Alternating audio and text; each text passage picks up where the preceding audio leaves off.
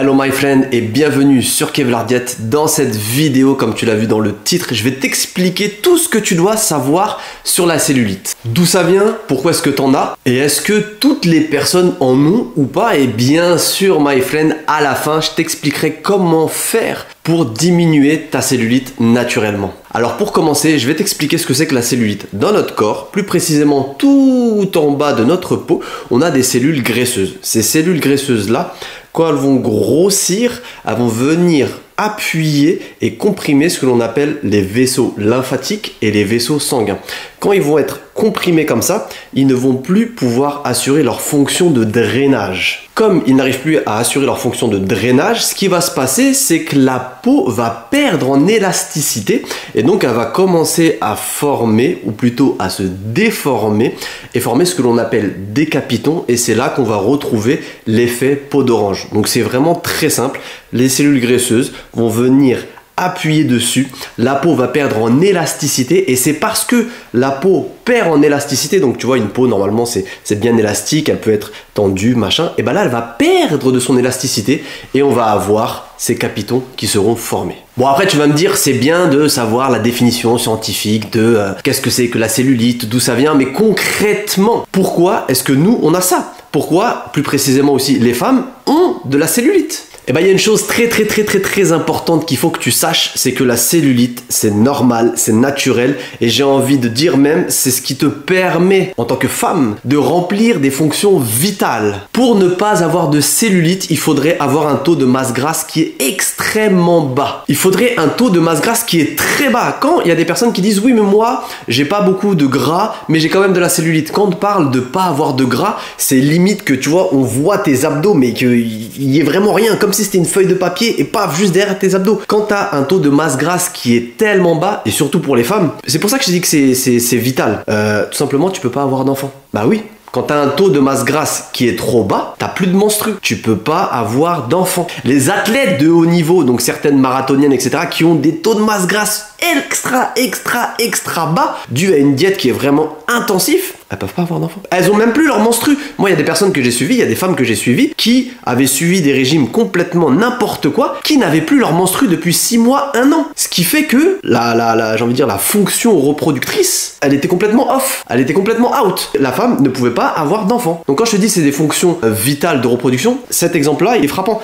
Deuxième chose, si tu as un taux de masse grasse qui est trop bas, je parle encore du principe que tu es une femme, tu as un taux de masse grasse qui est trop bas, t'as pas de poitrine. Parce que la poitrine, par définition, sont des cellules graisseuses. Si t'as pas de poitrine, tu peux pas allaiter, tu peux pas produire de lait. Et donc les fonctions, encore une fois, vitales de reproduction ne peuvent pas être assurées. C'est vital pour une femme dans le schéma de reproduction. T'as pas de gras, tu peux pas. T'as pas de gras, tu peux pas avoir tes menstruations. T'as pas de gras, tu peux pas avoir d'enfant. T'as pas de gras, tu peux pas produire du lait. Alors que normalement, tu pourrais en produire si t'es tombé enceinte et que t'as eu un enfant. Une autre chose, si ton taux de masse grasse est trop bas, ça va venir complètement dérégler ton métabolisme, mais aussi ton système hormonal. Et du coup, quand on commence à toucher au niveau des hormones, c'est vraiment pas bon du tout. Et donc, quand je te dis que c'est vital, pour avoir un taux de masse grasse qui est super bas, pour ne plus avoir de cellulite, il faudrait que tu fasses énormément de sport et il faudrait que tu suives une diète de ouf, un régime de ouf. Et du coup, tu vas mettre en danger ta santé parce que physiologiquement, c'est mauvais pour ton corps. Tu vas avoir des carences, tu vas avoir un dérèglement hormonal, mais aussi ta santé mentale. Parce que tenir ce genre de diète, avoir ce genre de routine, c'est contre nature. Et du coup, tout ça fait que naturellement, on ne peut pas. Une femme ne peut pas ne pas avoir de cellulite naturellement. Et l'exemple que je vais te donner, écoute bien, s'il te plaît, my friend, écoute bien. Tu connais Serena Williams? C'est l'une, si ce n'est la meilleure joueuse de tennis de tous les temps.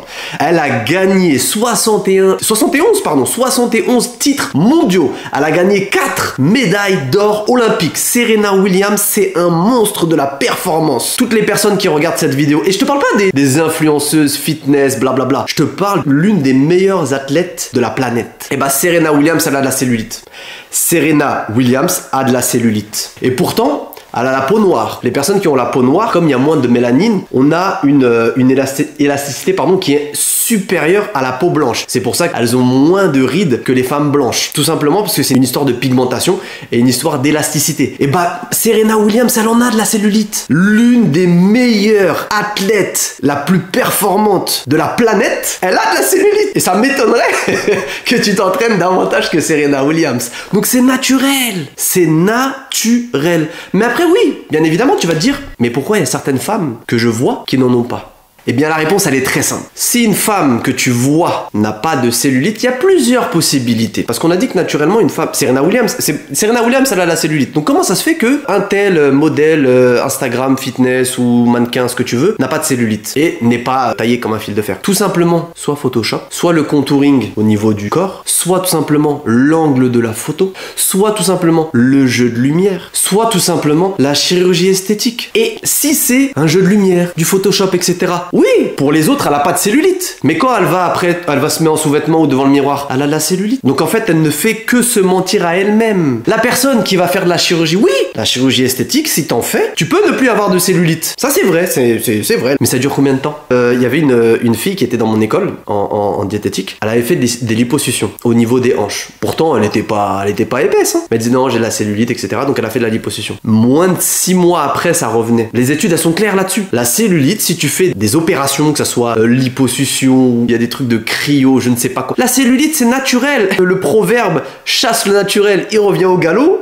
Et ça a jamais été aussi vrai. La cellulite est naturelle. Si tu fais une opération chirurgicale pour enlever ta cellulite, ça va durer qu'un seul temps. Ça va durer X mois et après tu vas redevoir faire de la chirurgie. Donc oui, ces femmes-là, au final, n'ont plus de cellulite. Bah, n'ont plus de cellulite. De 1, artificiellement. De 2, c'est pas ouf pour le corps de faire toutes ces opérations-là. De 3, ça coûte très cher. Et de 4, l'aspect psychologique. Parce que tu modifies ton corps d'une manière assez intrusive, assez, entre guillemets, artificielle. Et donc, il faut vraiment que tu comprennes que la cellulite, c'est quelque chose de naturel. C'est naturel pour la femme d'avoir de la cellulite. Alors oui, la cellulite, c'est naturel. Mais en début de vidéo, je t'ai dit comment est-ce qu'on peut faire pour diminuer la cellulite, parce qu'il y a des méthodes. Bien évidemment, il y a des méthodes. Et en fait, si tu te rappelles de ce que je t'ai dit, la cellulite, c'est dû à une perte d'élasticité de la peau. Du coup, le but du jeu, ça va être de redonner de l'élasticité à cette peau-là. Comment faire? My friend, on a parlé d'hydratation, de drainage. Tout simplement, boire davantage d'eau. Si tu bois davantage d'eau, tu ne risqueras pas d'être déshydraté, ta peau non plus, et sera davantage élastique. Donc, davantage hydraté et plus élastique. Ça, c'est le premier conseil, c'est vraiment très simple à faire. Deuxième conseil, c'est de faire du sport dans la zone où tu as cette cellulite. Alors, c'est pas une question de je transforme le gras en muscle ou quoi que ce soit. C'est pas du tout ça. C'est tout simplement quand tu vas faire du sport, par exemple, si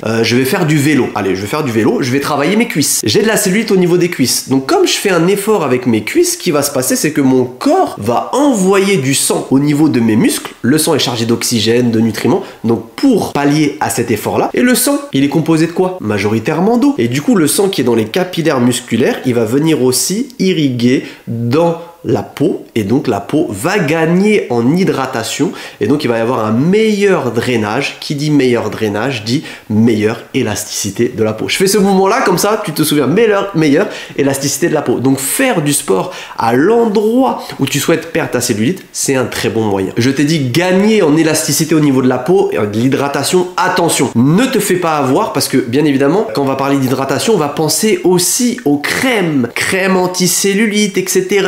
Donne de l'élasticité, blablabla, blablabla. Une crème hydratante, entre guillemets classique, ou une huile sèche qui est très hydratante, classique, ça suffit amplement. Ne te fais pas avoir par les arnaques qu'on peut retrouver des marques X ou Y qui vont te dire voilà, crème anti-cellulite, blablabla, qui te vendent 50 balles le pot. Non, my friend, investis plutôt cet argent dans des fruits et légumes bio, ce sera largement mieux. Ne te fais pas avoir là-dessus. Une crème classique, ça suffit amplement. Pareil pour les vergitures, ça sert strictement à rien. Ça sert strictement à rien de dépenser je ne sais combien d'argent dans ce genre de crème. Une crème classique, ça fonctionne. Et le but du jeu, même pour les vergitures, pour redonner de l'élasticité, ce que tu peux faire, c'est pincer légèrement la peau pour justement stimuler l'irrigation, l'hydratation au niveau de ta peau, au niveau des capillaires, pour les stimuler. Ne perds pas ton argent. Ne perds pas ton argent là-dedans. Et je suis désolé pour ceux qui ont des business de massage anti-cellulite, blablabla. Il faut faire extrêmement attention à ça avec le palpé roulé, parce qu'il y a des études qui ont montré que le palpé roulé permettait justement de diminuer la cellulite. C'est vrai, mais il y a énormément de personnes qui font des palpés roulés, des massages palpés roulés sans avoir la bonne technique parce que c'est une vraie science et du coup vont te faire des trucs complètement à l'arrache avec des rouleaux, des machins, des ci, des ça et qui vont complètement casser, isoler et rendre indépendantes tes cellules graisseuses et ça va être très difficile après pour pouvoir les solliciter et les faire diminuer de taille. Donc attention à ça. Je n'ai pas d'outils à te donner malheureusement pour te dire est-ce que tel ou tel centre est bien ou pas bien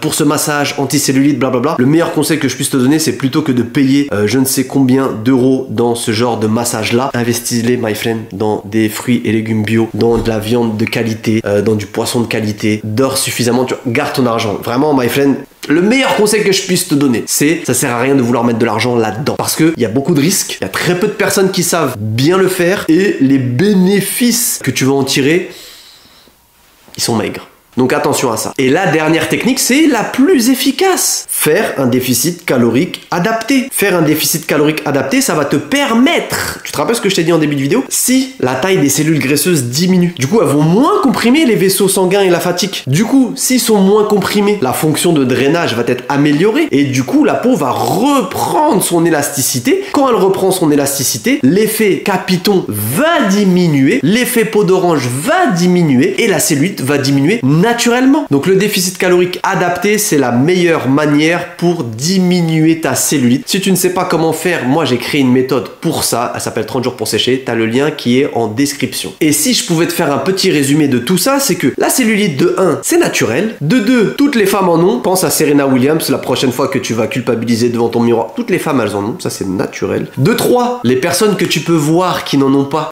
est-ce que tu les vois déjà dans la réalité, est-ce que tu as vu une femme, il en existe peut-être, après il y a des exceptions génétiques, mais est-ce que tu as vu de tes yeux une femme qui n'a pas de cellulite? Dans 99% des cas, aucune femme de ses propres yeux n'a vu une femme qui n'avait pas de cellulite. À la piscine, dans les vestiaires ou ce que tu veux. C'est que à la télé, c'est que dans les vidéos, c'est que dans les photos. Donc n'oublie pas qu'il y a beaucoup de triche là-dessus et il y a beaucoup de chirurgie, mais que ça revient toujours. La meilleure manière pour perdre ta cellulite ou pour la diminuer, c'est l'activité physique, c'est un déficit calorique adapté et c'est de veiller à ce que ta peau soit toujours hydratée. Ça, ce sont les meilleurs conseils et ce sont les conseils les plus efficaces pour diminuer ta cellulite sur le long terme en préservant ta santé physiologique, donc de ton corps, mais aussi mentale. J'espère que cette vidéo t'a plu, my friend. On se dit à très bientôt pour une nouvelle vidéo. Si tu as des questions, j'y répondrai avec grand plaisir dans l'espace commentaire juste en dessous. Et d'ici là, on se dit à très bientôt, my friend. Ciao, ciao!